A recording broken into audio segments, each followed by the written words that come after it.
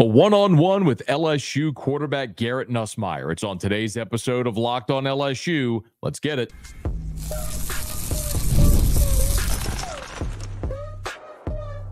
You are Locked on LSU, your daily podcast on the LSU Tigers. Part of the Locked on Podcast Network, your team every day.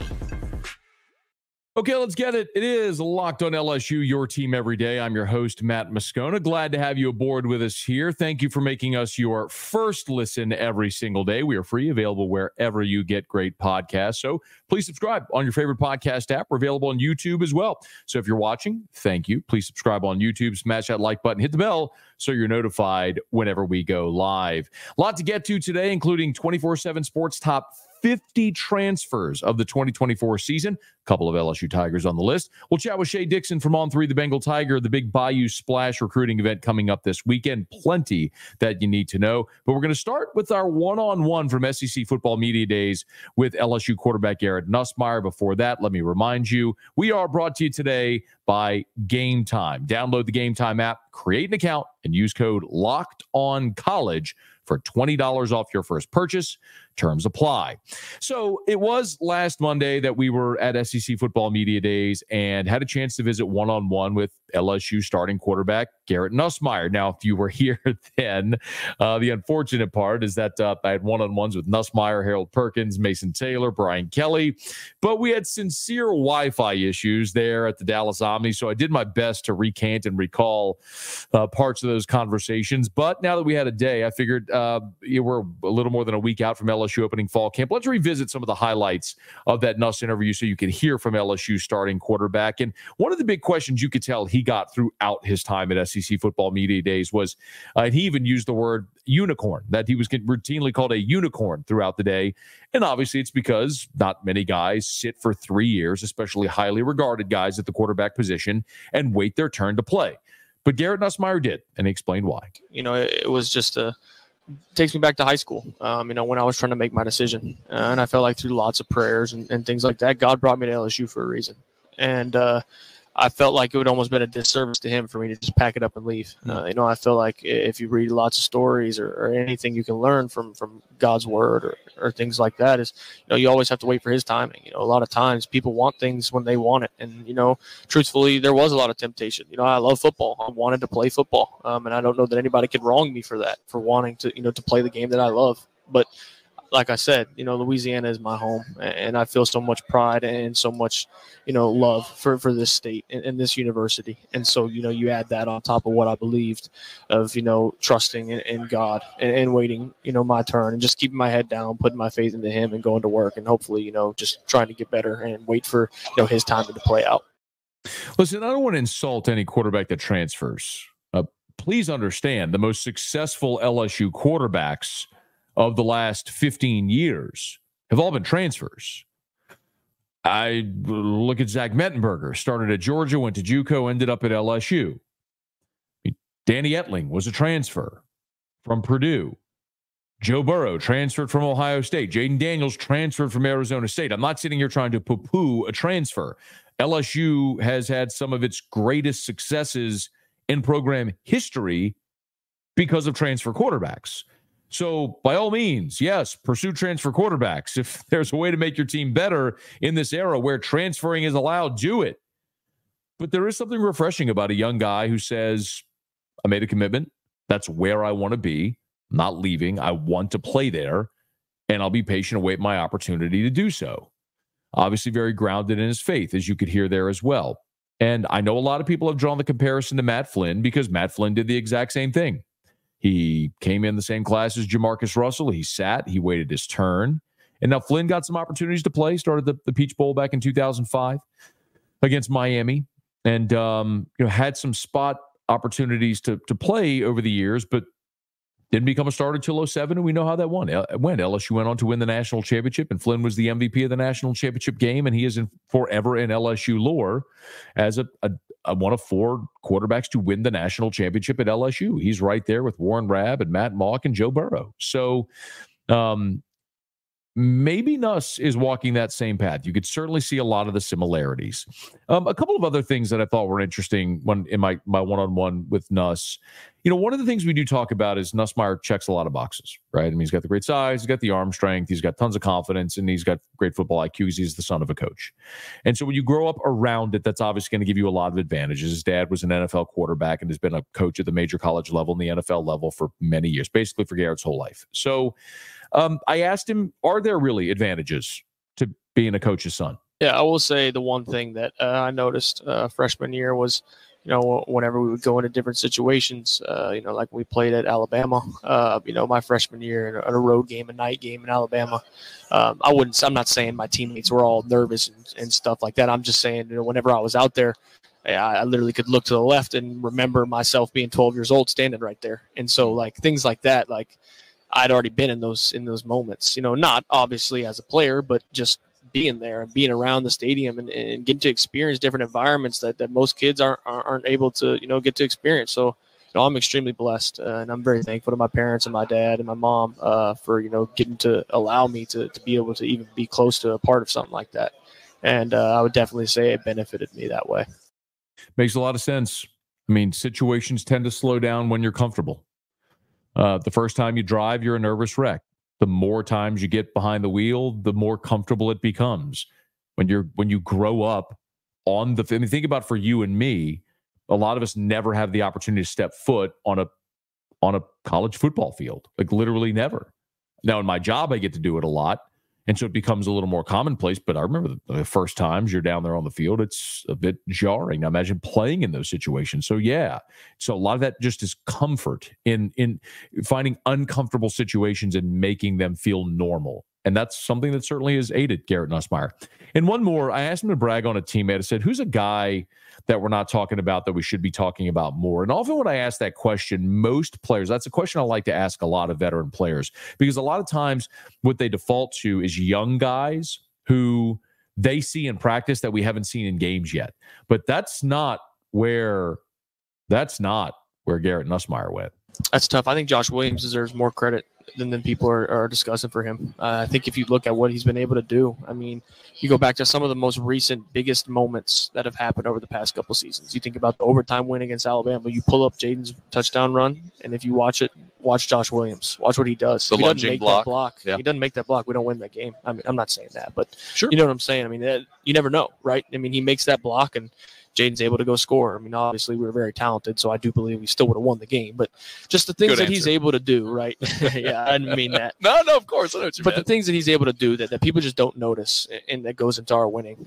He takes pride in pass blocking. I've never met a running back like that in my life, but he cares about pass block. I mean, he literally will have conversations with me all the time. Hey, did I do that right? Like, hey, let me know if he genuinely cares about and takes pride in his pass blocking. And for me, that speaks volumes about him as a person and as a player, just to have somebody like that. And, obviously we have a lot of talent in that running back room, and they're all very, very talented. They're all very, very selfless, and they care about the team. But I think Josh is somebody that hasn't gotten enough credit.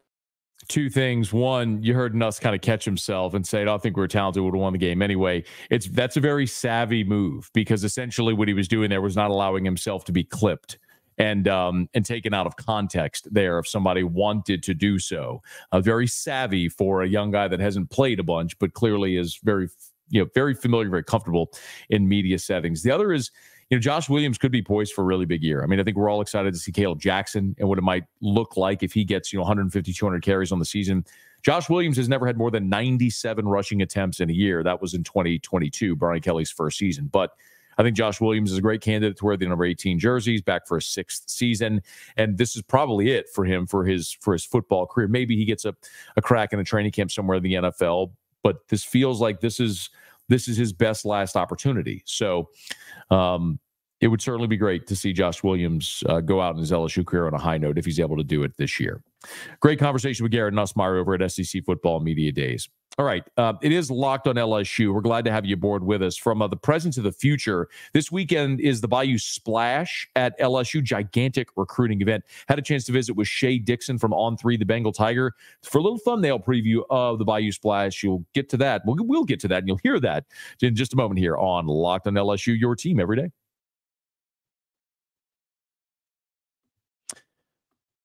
Today's episode is brought to you by Game Time, an authorized ticket marketplace of Major League Baseball that makes getting tickets faster and easier. As a matter of fact, y'all, I'm not sure if you've looked, but coming up on Monday, Former Tiger great Paul Skeens, now Pittsburgh Pirate All-Star Game starter Paul Skeens is going to be grabbing the ball and taking the bump at Minute Maid against the Houston Astros. That means for the first time in their pro careers, we'll get to see Paul Skeens against Alex Bregman.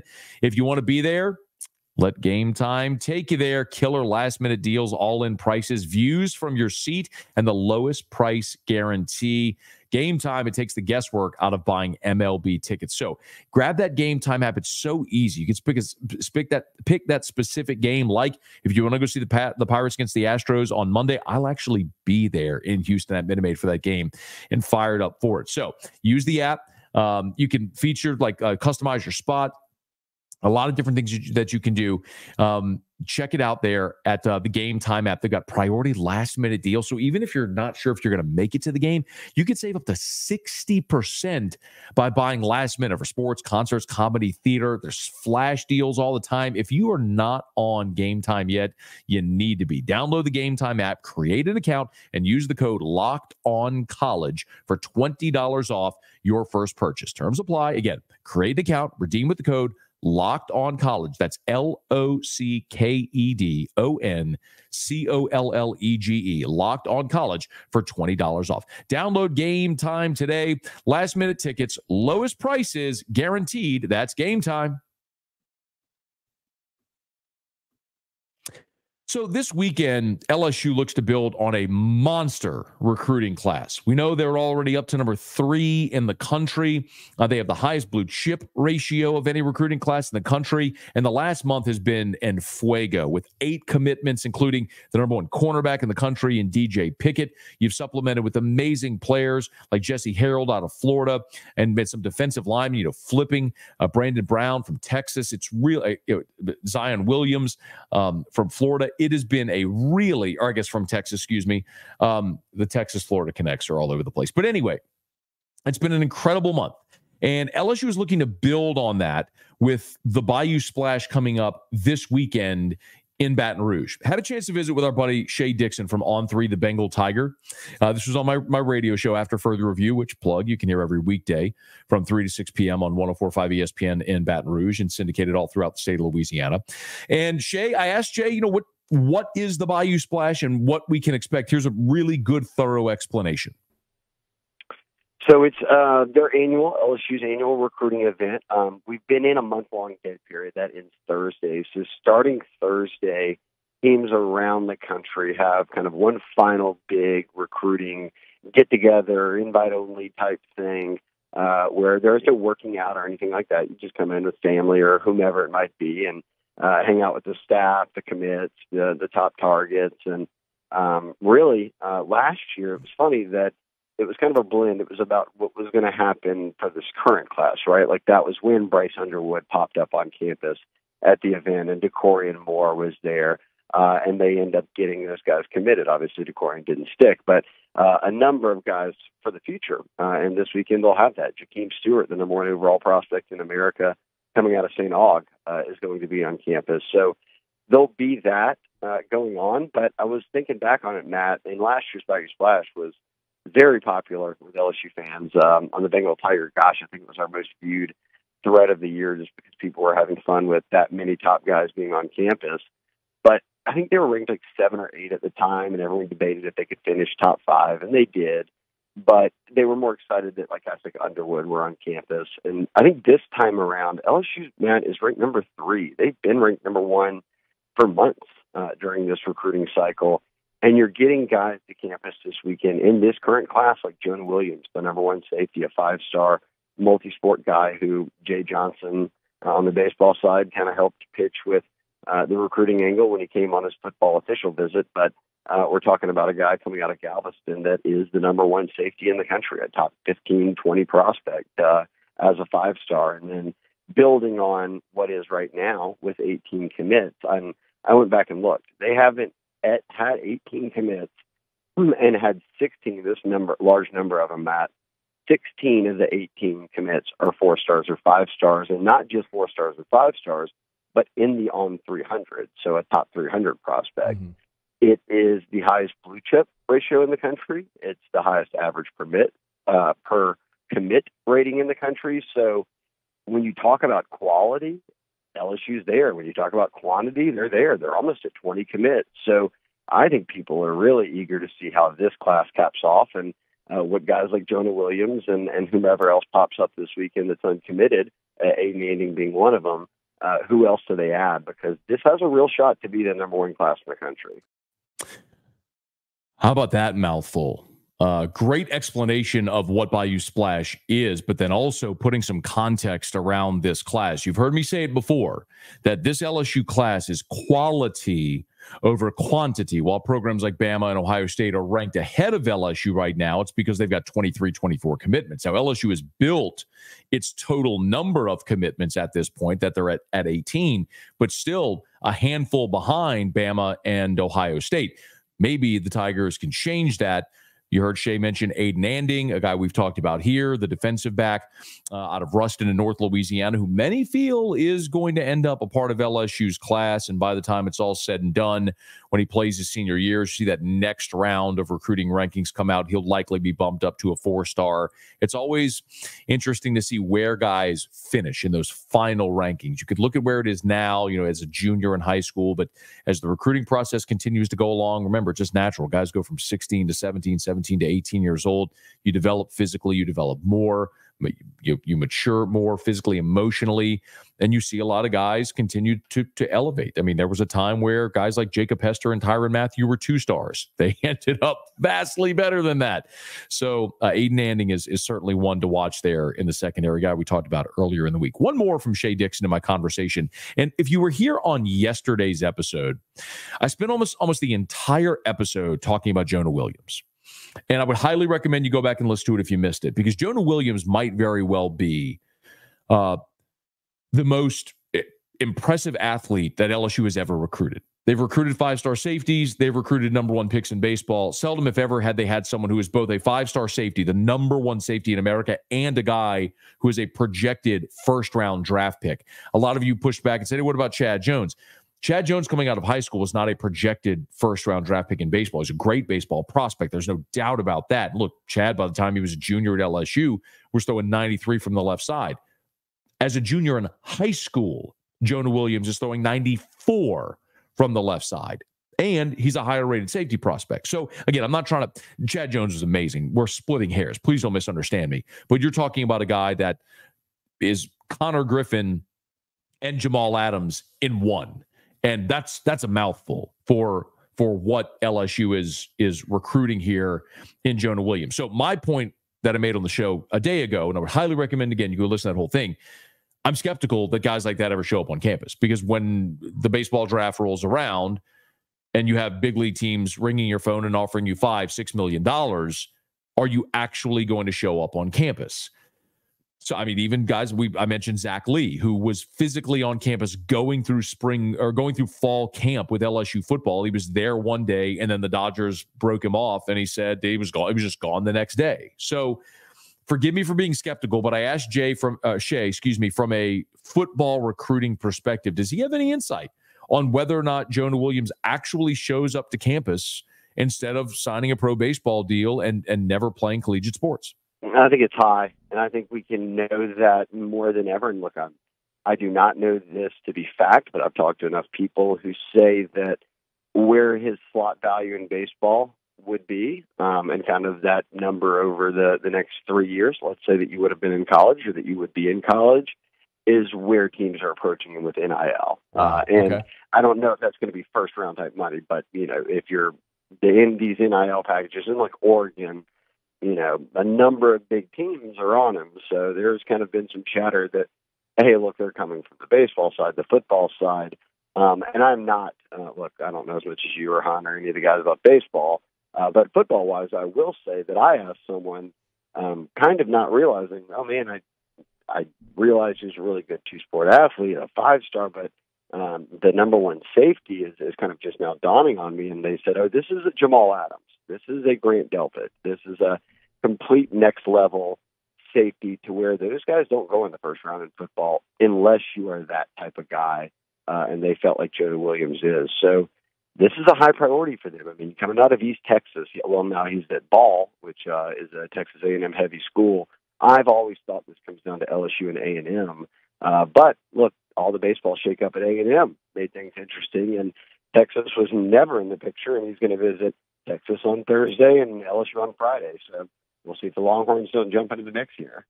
Could be a massive, fruitful weekend for LSU with the Bayou Splash. Hey, if you're watching Fox Sports or ESPN all day on your TV and you got to turn down the volume with all the shouting, make the switch to Locked On Sports today. It's a free 24/7 streaming channel programmed for you every day to bring you the biggest stories without all the screaming. Locked On Sports today brings you can't-miss analysis, opinions, and news streaming 24/7 on YouTube or the free Amazon Fire TV channels app, part of the Locked On Podcast Network. Your team every day.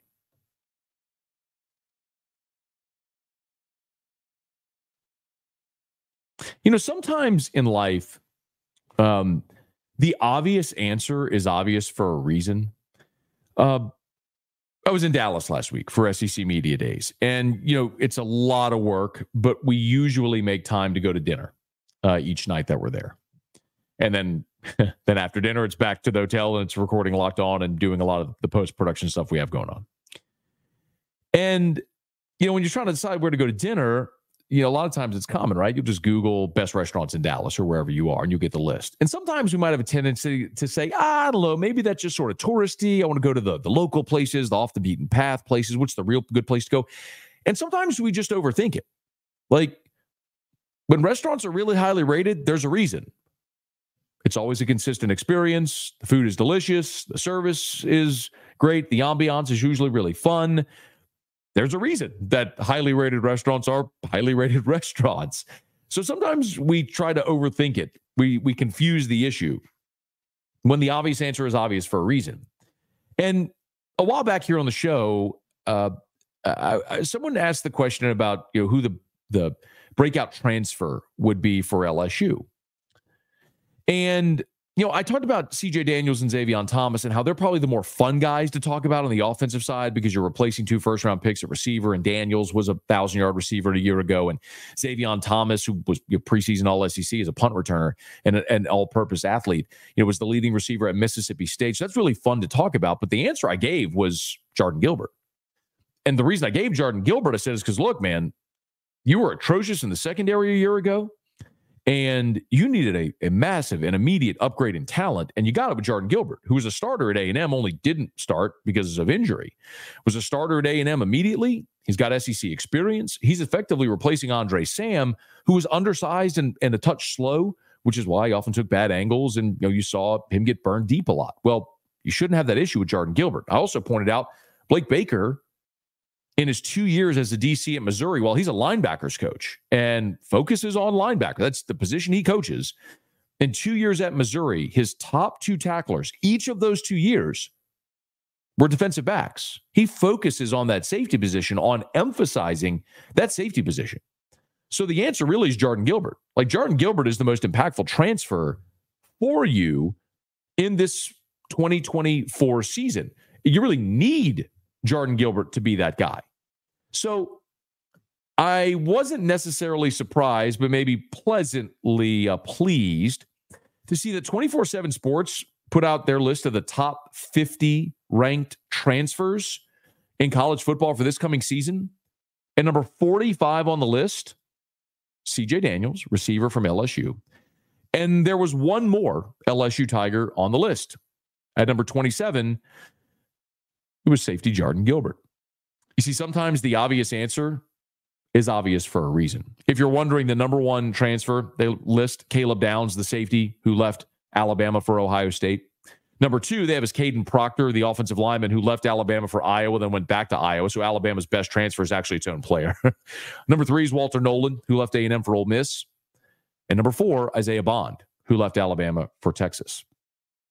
You know, it keeps saying over and over again. Number 6, by the way, was Julian Sayin, who left Alabama for Ohio State. So 3 of the top 6 transfers are players that left Alabama. And I keep saying this over and over. And I know a lot of people think maybe I'm pandering or think I'm being insincere. But it is very obvious. Alabama lost key players off of their football team. And not only did they lose talent at the top, they lost depth, and they lost the best coach ever.